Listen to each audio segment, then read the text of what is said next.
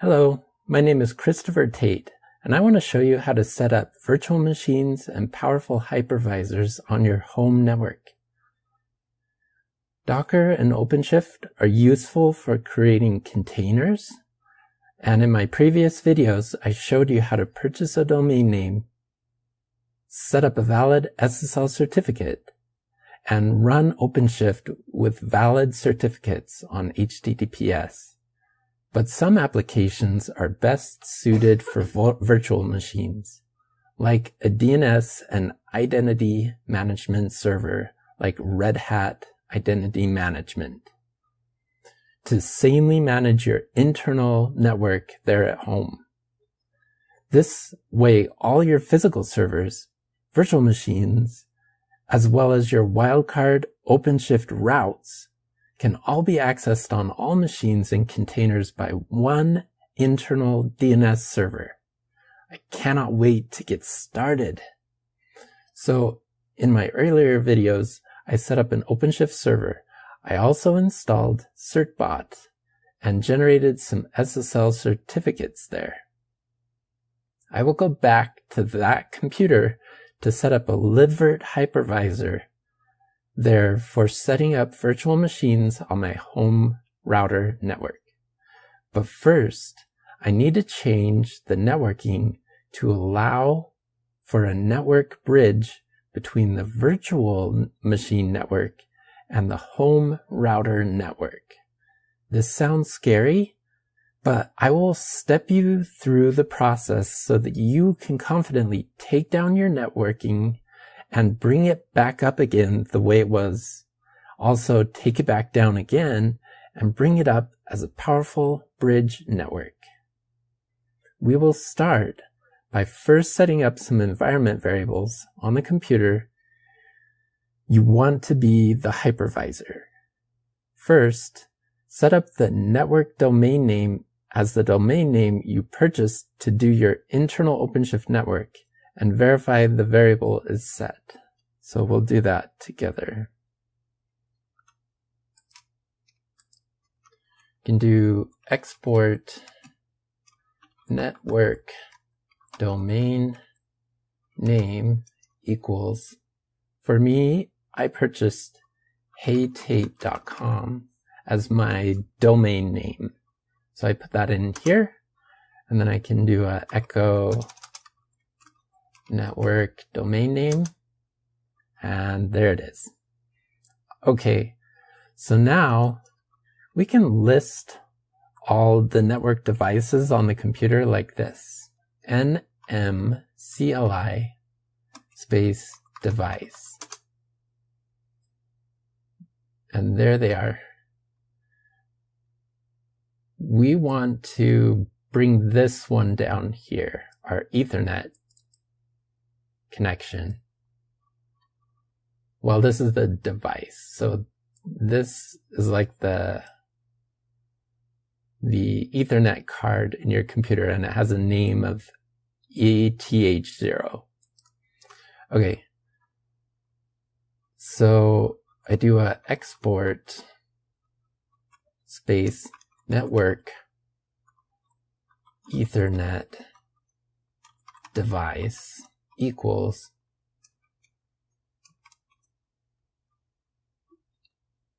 nm dollar parenthesis left paren nmcli device, the command we ran earlier to list these, pipe,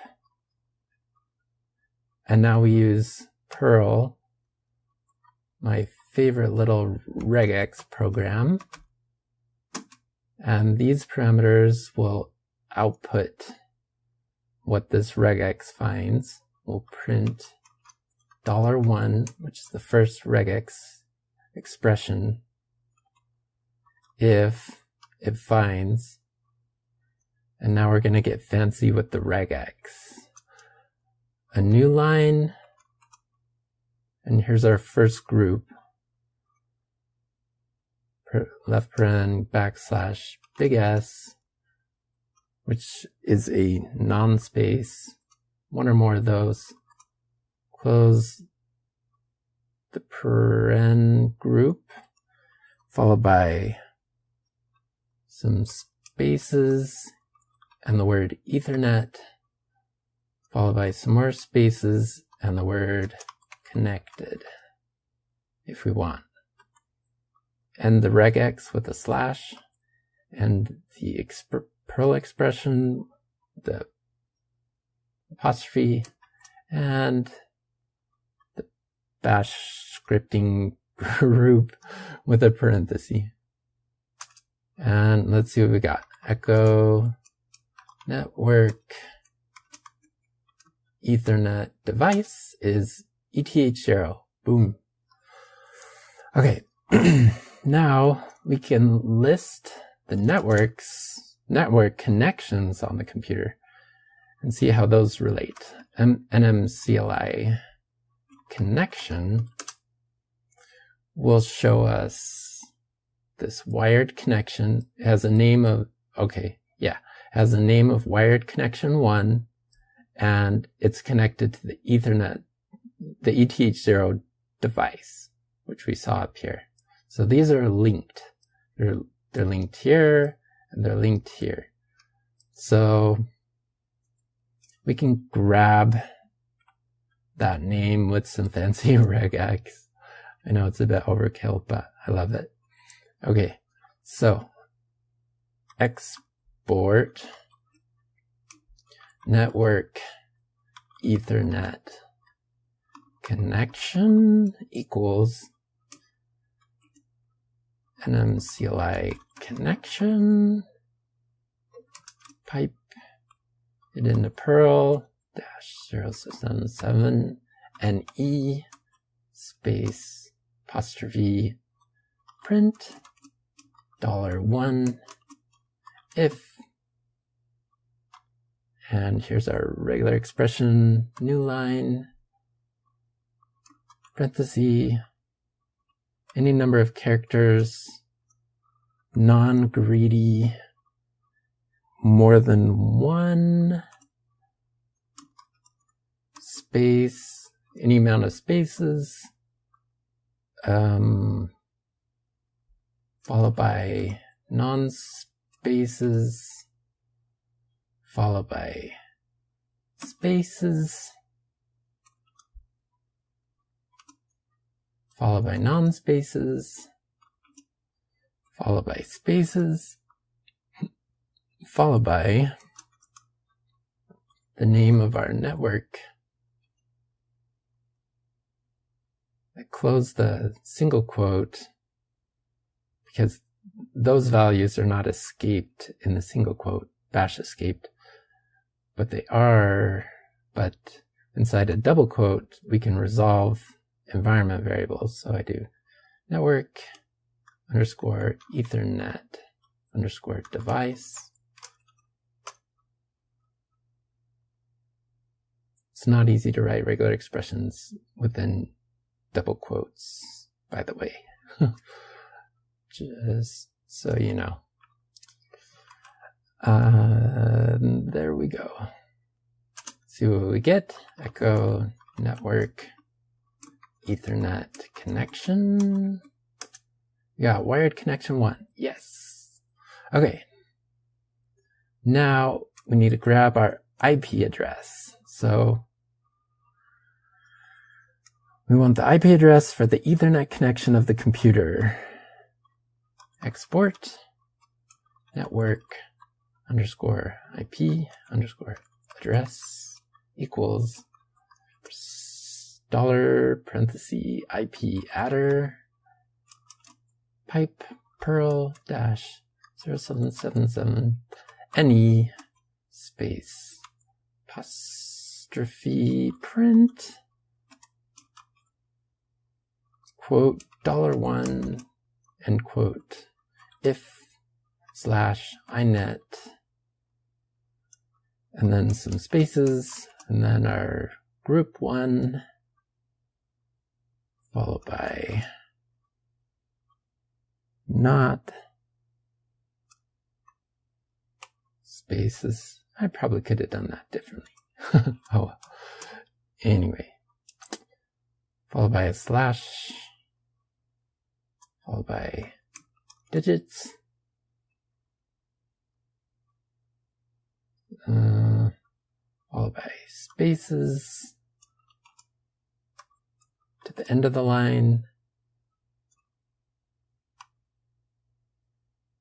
more spaces, and then a E. Actually, that's not to the end of the line. It's just should come up to an E, which stands for Ethernet, and then a word plus. That is a little complicated, but we'll see what we get. Echo network IP address. There it is.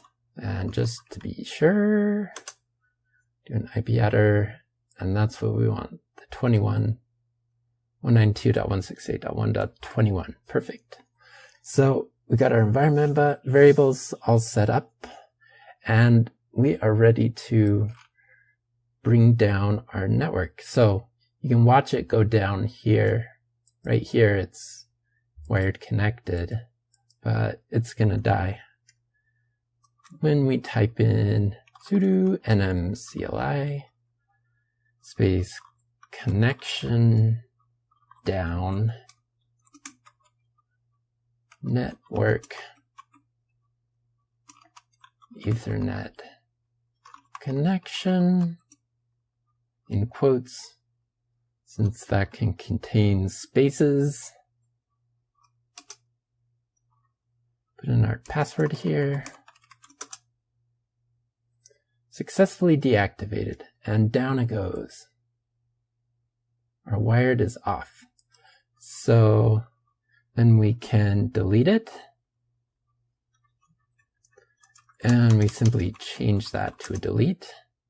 And now it's gone. That says wired off. Okay.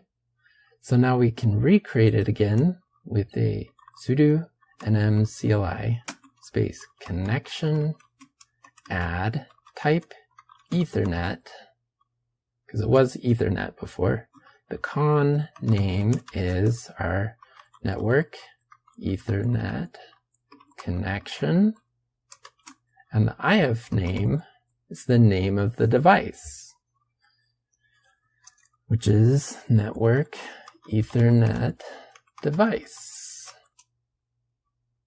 So let's bring that back up. Connection wired 1 successfully added, and it looks like we're connected. So let's ping google.com and see if we're alive. Yay, we're back alive. So there we deleted our network and brought it back up again. Not too scary. In fact, you can also do it like this. Let's delete our network connection again. And all you gotta do is go up here and wired off, connect. And we're back. We ping google.com. It's there. We do an nmcli connection, and it's back just the way it was before. So there's multiple ways to tear down your network and bring it back up again. It's just the way it was. So not too scary. Okay, so now we want to bring this up as a bridge network now instead. So let's go ahead and delete our connection again. And let me show you here in connections. It's now gone. Okay. Now we're going to add a bridge network. So we do a sudo nmcli connection add type bridge instead of Ethernet.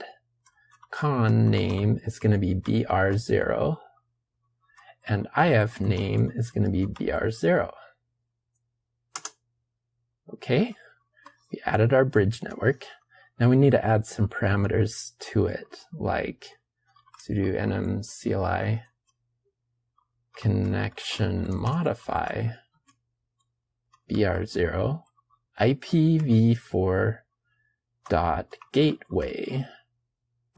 We want that to be 192.168.1.1. That's what our gateway was before. So we do that.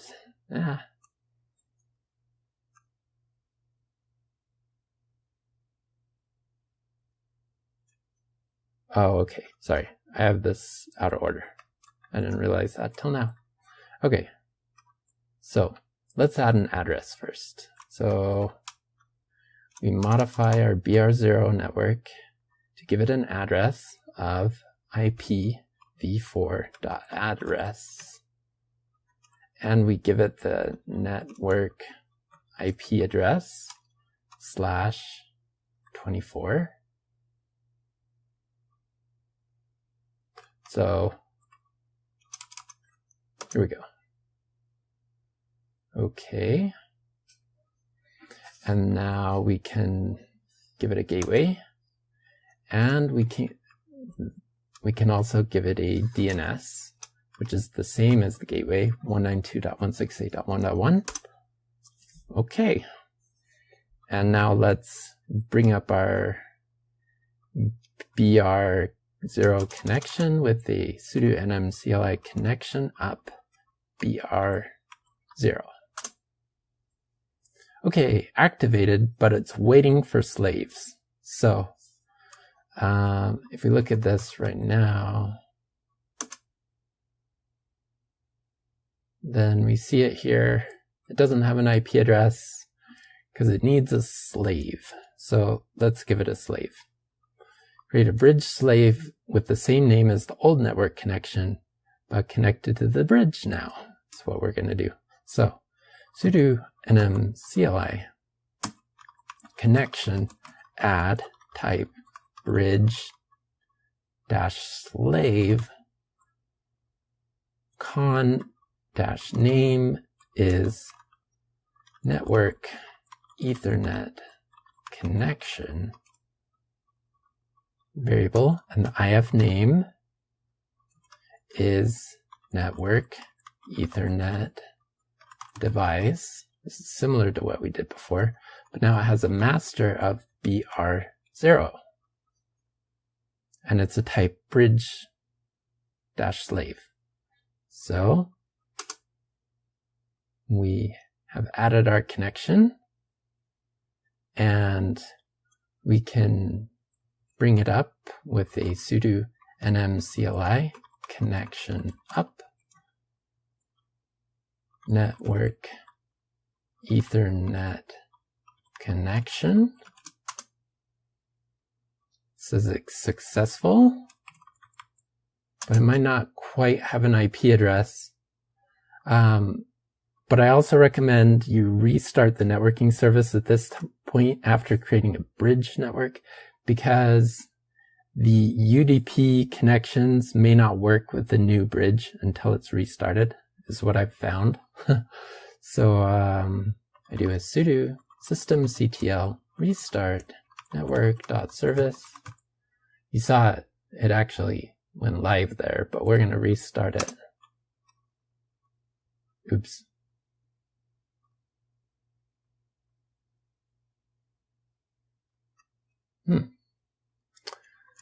Let's see what's going on. Network.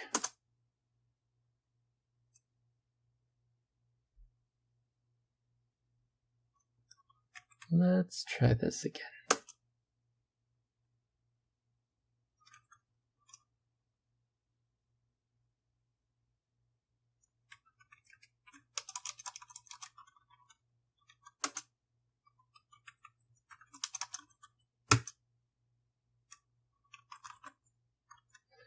Let's troubleshoot this with the journalctl-u network.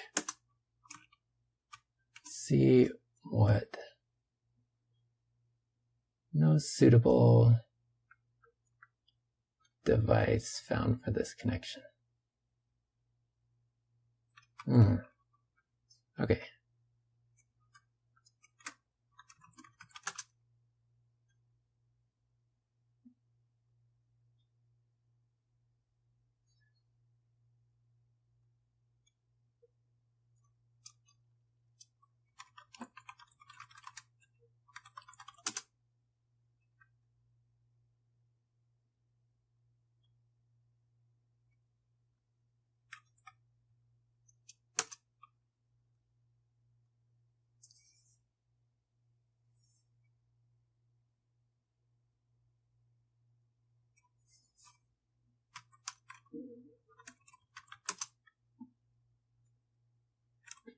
Okay, let's see. NMCLI can device.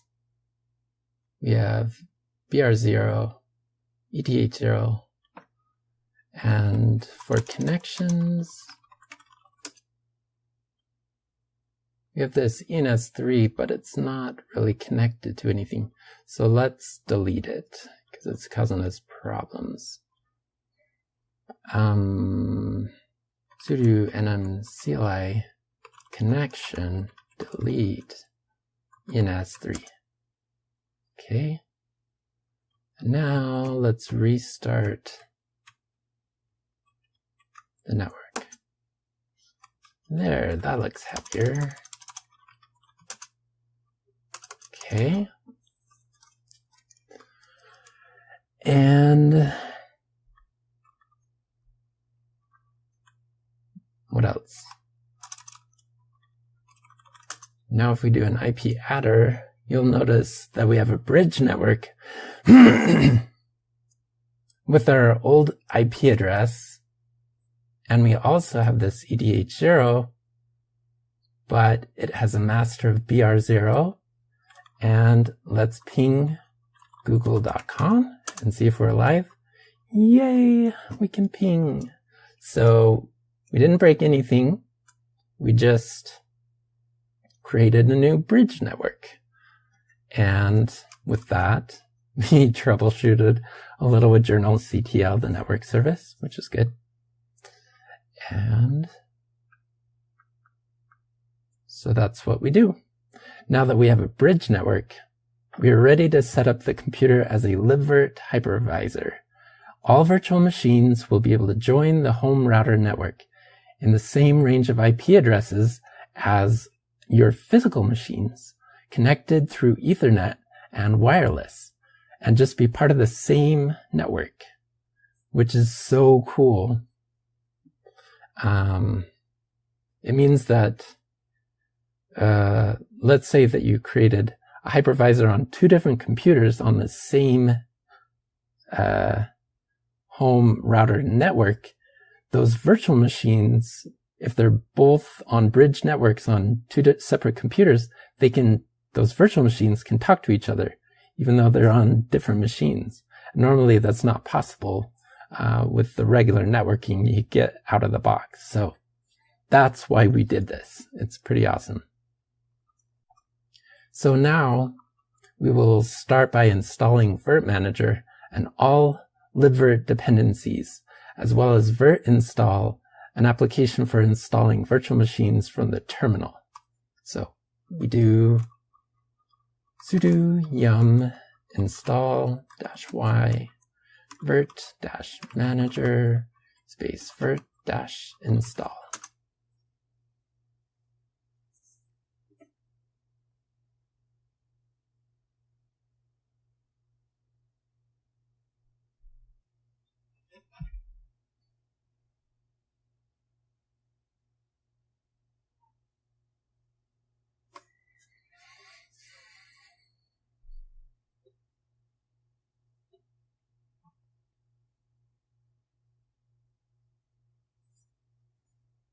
There's a lot of Libvirt dependencies. And KVM and Libvirt and QEMU make this all possible and great in Linux.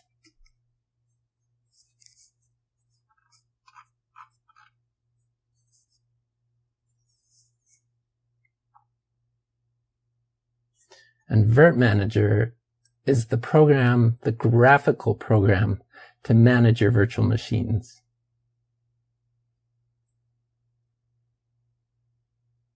And Libvirt is the API under the hood that allows you to create and modify virtual machines and images and pools and all kinds of stuff related to virtual machines. Virt Manager is the graphical interface to Libvirt, the API. So that's done. There's one more tricky step we need to do since we set up a bridge network. We also need to allow the firewall to allow bridged traffic, or else the virtual machines will not be able to connect to the bridge network. This is a long-standing debate in the Linux world where it is decided that bridge networking should not be allowed by default to pass through without being blocked by the firewall first. But this change to the firewall will allow it in the case of our hypervisor here. So we do a sudo firewall -cmd -permanent, because we want this to always be the case, -direct pass through IPv4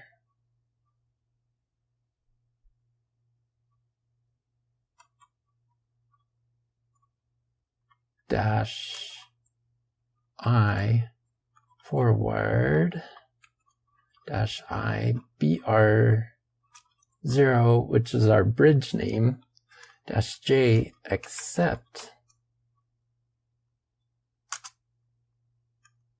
Okay, and then we can also do this with IPv6 and through the same bridge. Now we can reload our firewall. Sudo firewall -cmd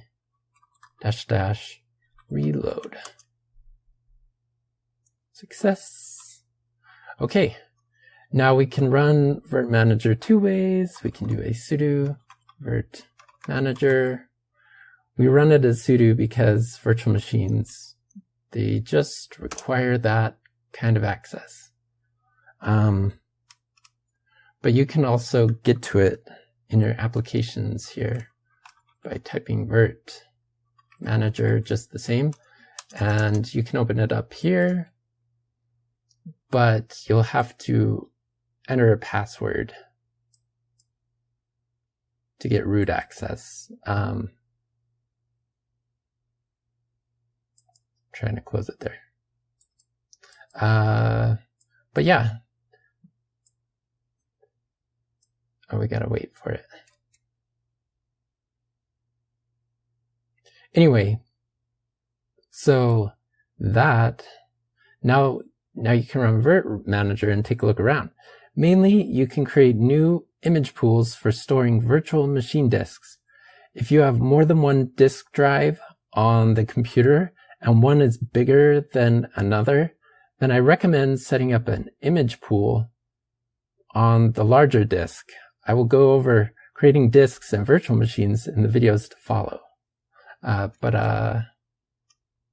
Okay, so let's